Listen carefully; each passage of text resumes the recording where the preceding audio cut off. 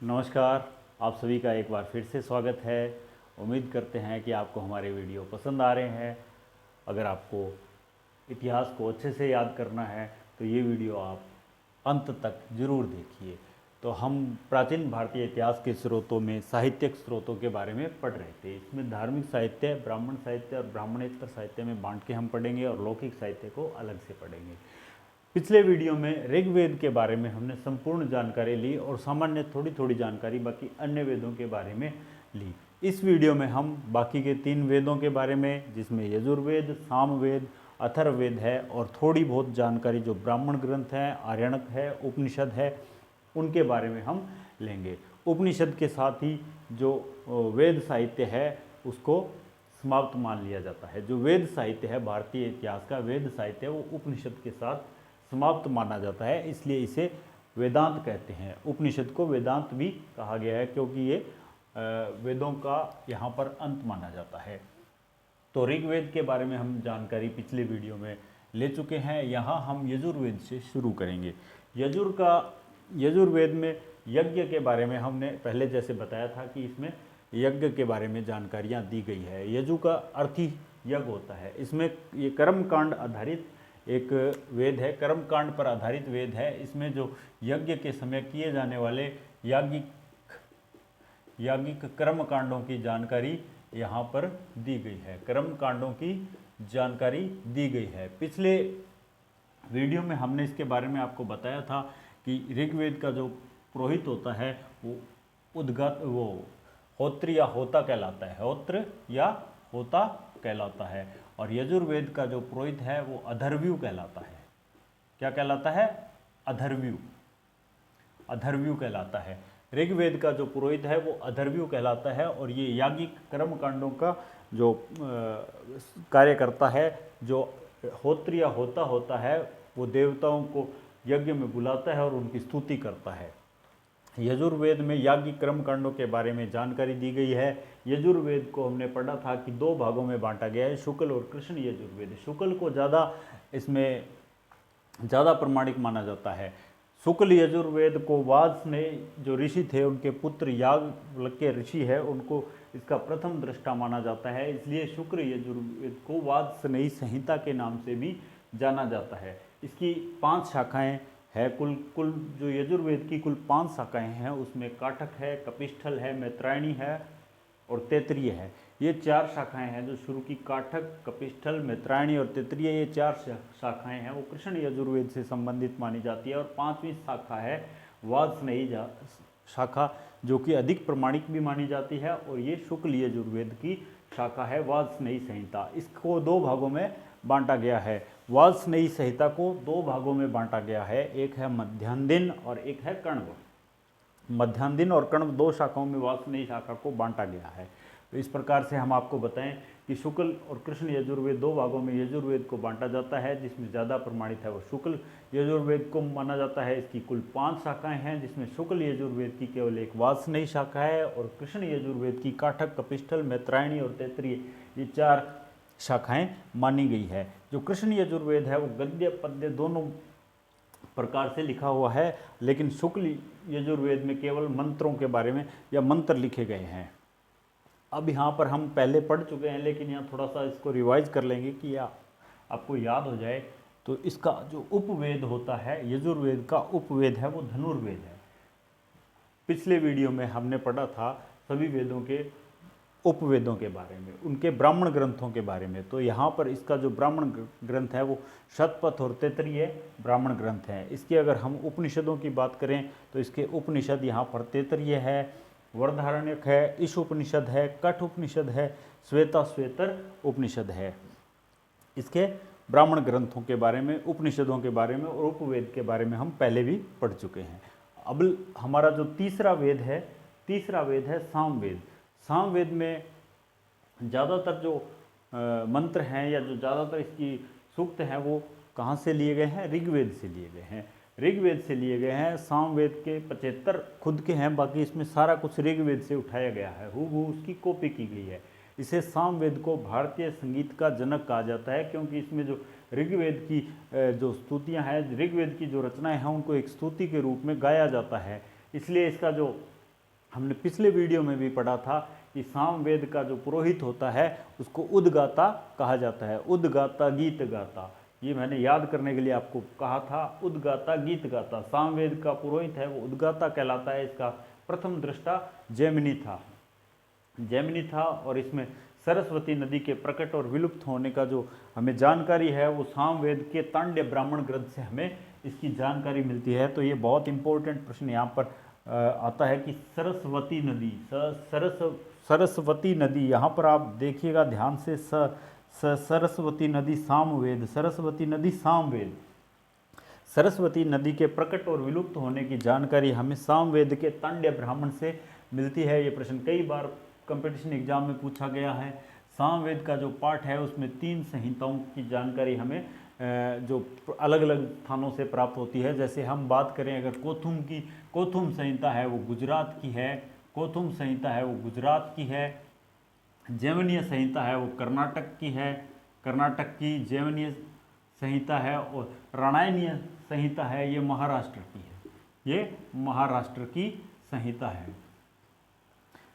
सामवेद का जो उपवेद है हम यहाँ पर उसके बारे में बात करेंगे। तो सामवेद का उपवेद है वो गंधर्व वेद है, और इसके जो ब्राह्मण ग्रंथ हैं वो पंचविश, षटविश और जैमिनीय, ये ब्राह्मण ग्रंथ है। अगर इसके उपनिषदों की बात करें तो जैमिनीय, छांदोग्य, केन, ये इसके उपनिषद हैं। अब हम बात करते हैं अंतिम वेद की, जो कि वेद त्रयी का हिस्सा नहीं है। मैंने आपको बताया था कि वेद त्रयी में शुरू के 3 वेद लिए गए हैं, ऋग्वेद, यजुर्वेद और सामवेद। ये तीनों वेद त्रयी के अंतर्गत आते हैं। और सबसे बाद में लिखा गया था अथर्ववेद, जो कि वेद त्रयी में नहीं आता है। अथर्ववेद में कुल 20 अध्याय हैं, जिसमें 731 सूक्त हैं और लगभग 6000 मंत्र इसके अंदर लिखे गए हैं। इसका जो विषय है, हम इसके विषय की बात करें तो अथर्ववेद का विषय है वो ब्रह्म ज्ञान से संबंधित है। धर्मों की जानकारी इसके अंदर मिलती है, रोग निवारण के मंत्र हैं इसमें, औषधि प्रयोग इसमें बताए गए हैं, जादू टोना बताया गया है। तो रोग निवारण मंत्र, औषधि प्रयोग, जादू टोना, धर्म, ब्रह्म ज्ञान, यानी एक विस्तृत इसके अंदर हमें जानकारी भारतीय इतिहास के संबंध में मिलती है। धर्म के बारे में जानकारी यहाँ पर मिलती है। अथर्ववेद है वो सबसे बाद में लिखा गया था। सबसे नया वेद है वो अथर्ववेद है। सबसे पहला वेद है वो ऋग्वेद है। सबसे प्राचीन वेद ऋग्वेद है। सबसे नया वेद है वो अथर्ववेद है। अब अथर्ववेद की हम बात करें तो इसके अंदर 20 अध्याय, 731 सूक्त और 6000 मंत्र है। इसमें ब्रह्म ज्ञान, धर्म, रोग निवारण मंत्र है, औषधि विषय है, जादू टोना है, विस्तृत जानकारी इसमें दी गई है। इसका उपवेद है वो शिल्पवेद है। अब हम यहाँ बात करें इसके भी, जैसे सामवेद के 3 पाठ हैं वैसे इसके भी 2 पाठ हैं, जिसमें शौनकीय है और पिपलादी है। शौनकीय को शौनक भी कई जगह लिखा हुआ मिलता है और पिपलाद भी लिखा मिलता है। तो अगर इसके पाठों का नाम आ जाए तो ये थोड़ा आप देख लीजिएगा, अलग अलग कंपटीशन एग्जाम में इसके बारे में प्रश्न पूछे गए हैं।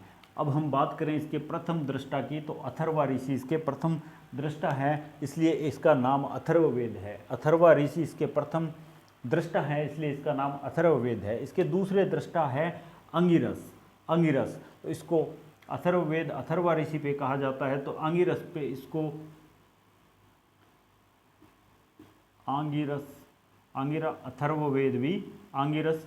अथर्ववेद भी इसको कहा जाता है। कई जगह ये नाम भी इसका आता है, अंगिरस अथर्ववेद।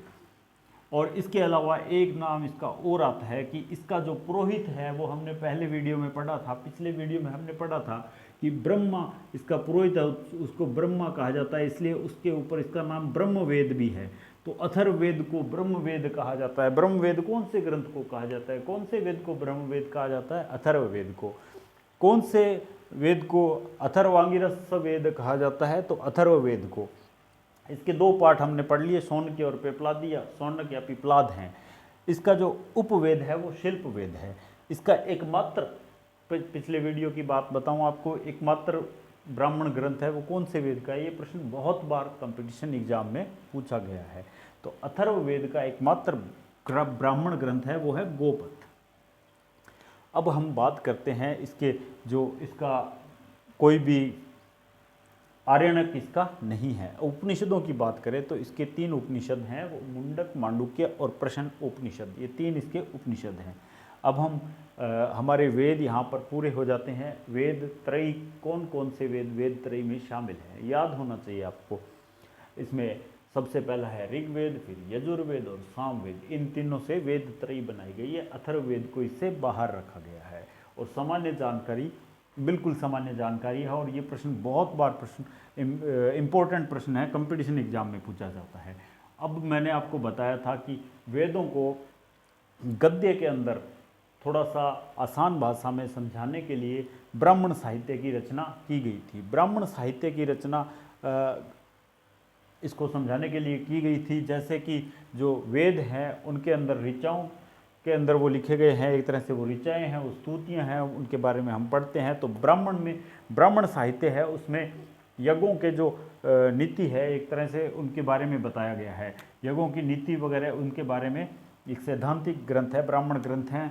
ये प्रमुख रूप से ऐत्रेय, कौशितिकी, पंचविंश, षड्विश, जैमिनी, शतपथ, तैत्रीय, गोपथ, ये सब है। इसमें सबसे इम्पोर्टेंट अगर हम बात करें तो भारतीय जो वैदिक साहित्य है, वैदिक इतिहास की जानकारी के लिए सबसे प्रमाणिक है वो ऋग्वेद के बाद शतपथ ब्राह्मण ग्रंथ को माना जाता है। शतपथ ब्राह्मण ग्रंथ को माना जाता है। शतपथ ब्राह्मण ग्रंथ में बहुत से राजाओं के जो इसका राज्याभिषेक का वर्णन भी हमें मिलता है। जो वैदिक राजा थे उनके राज्याभिषेक की जानकारी हमें वो शतपथ ब्राह्मण ग्रंथ से मिलती है। और गोपथ एकमात्र ब्राह्मण ग्रंथ है, कौन से वेद का, याद होना चाहिए, अथर्ववेद का।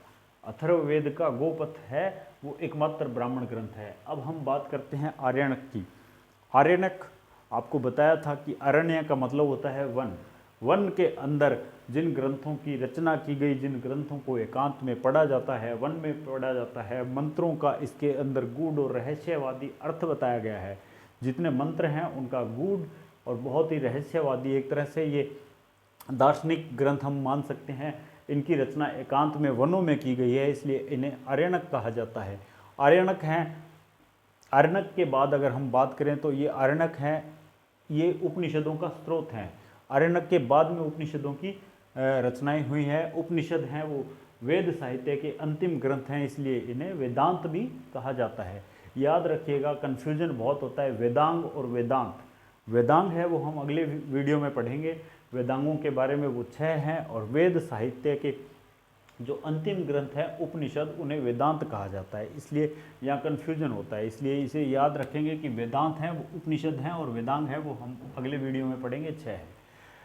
उपनिषद के अंदर आत्मा, परमात्मा, जन्म, पुनर्जन्म, मोक्ष, इनके बारे में हमें जानकारी मिलती है। उपनिषदों की रचना मध्यकाल तक चलती रही थी। अलग अलग 108 उपनिषद कुल माने गए हैं। जो एक मुक्तिकोपनिषद है, मुक्तिकोपनिषद, उसके अंदर इनकी संख्या 108 बताई गई है। उपनिषदों की संख्या है वो मुक्तिकोपनिषद में 108 बताई गई है, लेकिन प्रमाणिक हैं वो 12 ही उपनिषद हैं जिनके बारे में हम पढ़ चुके हैं।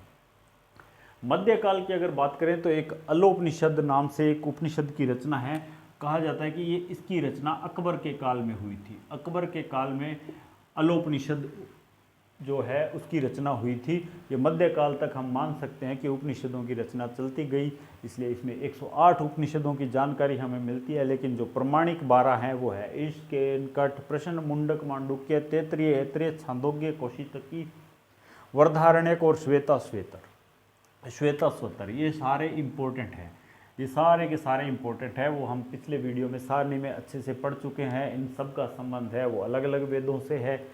अब हम बात करते हैं यहाँ पर उपनिषद, ब्रह्मसूत्र और गीता।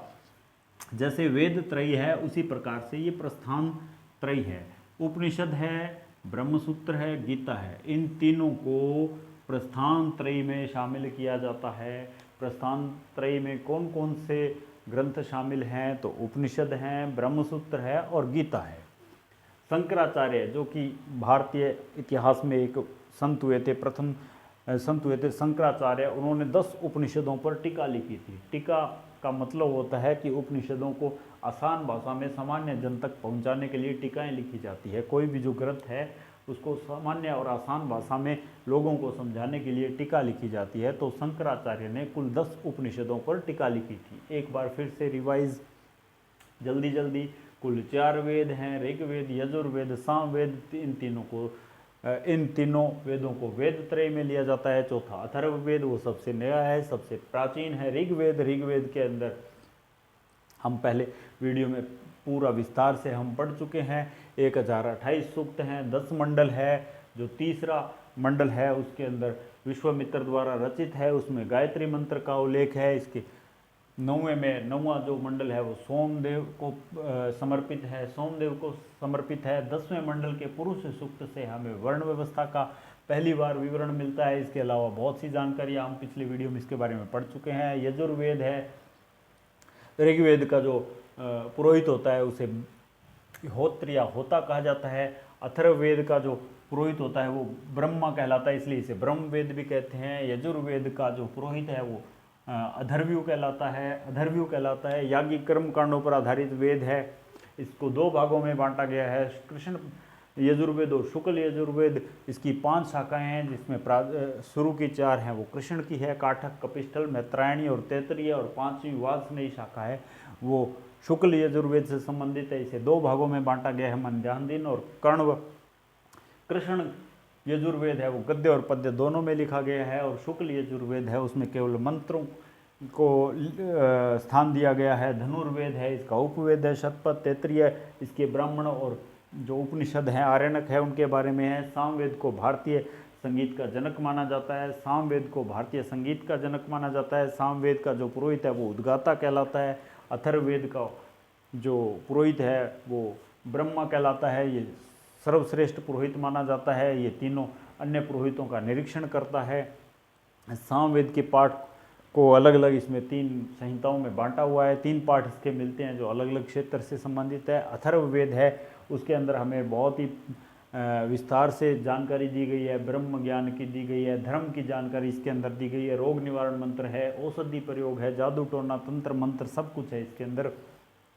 इसके प्रथम दृष्टा थे वो अथर्वा थे, और दूसरे दृष्टा अंगिरस थे, इसलिए इसके अलग अलग नाम भी हैं। इसका शिल्प वेद है, इसका एकमात्र ब्राह्मण ग्रंथ है। उम्मीद है कि आपको वेद साहित्य के बारे में ये जो जानकारी दी है ये अच्छे से याद हो जाएगी। ये वीडियो अगर आप देखोगे तो अगर आपको ये वीडियो पसंद आया है तो इसे लाइक ज़रूर कीजिए, कमेंट सेक्शन में अपने कमेंट भी दीजिए कि आगे के वीडियो में आपको और क्या चाहिए। अगर आपको मेरा चैनल पसंद आ रहा है तो अपने दोस्तों के साथ इसे ज़रूर शेयर कीजिए। धन्यवाद।